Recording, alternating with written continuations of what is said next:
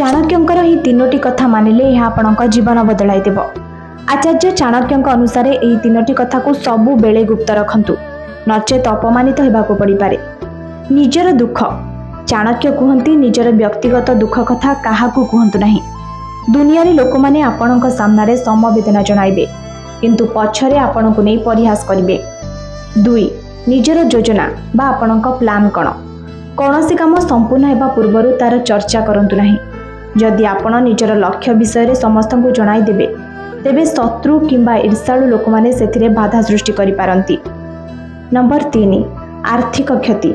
ଯଦି ଆପଣଙ୍କର ଟଙ୍କା ପଇସା କ୍ଷତି ହୋଇଛି, ତେବେ ସେ କଥାକୁ ମଧ୍ୟ ଗୁପ୍ତ ରଖନ୍ତୁ, କାରଣ ଯେତେବେଳେ ଲୋକେ ଜାଣିବେ ଆପଣ ଗରିବ ହୋଇଯାଇଛନ୍ତି, ସେମାନେ ଆପଣଙ୍କୁ ସାହାଯ୍ୟ କରିବା ବଦଳରେ ଆପଣଙ୍କ ଠାରୁ ଦୂରେଇ ଯିବେ। ଏହି ତିନୋଟି କଥା ମଧ୍ୟରୁ ଆପଣଙ୍କୁ କେଉଁଟି ଠିକ୍ ଲାଗିଲା କମେଣ୍ଟ କରି ନିଶ୍ଚିନ୍ତ ଜଣାଇବେ।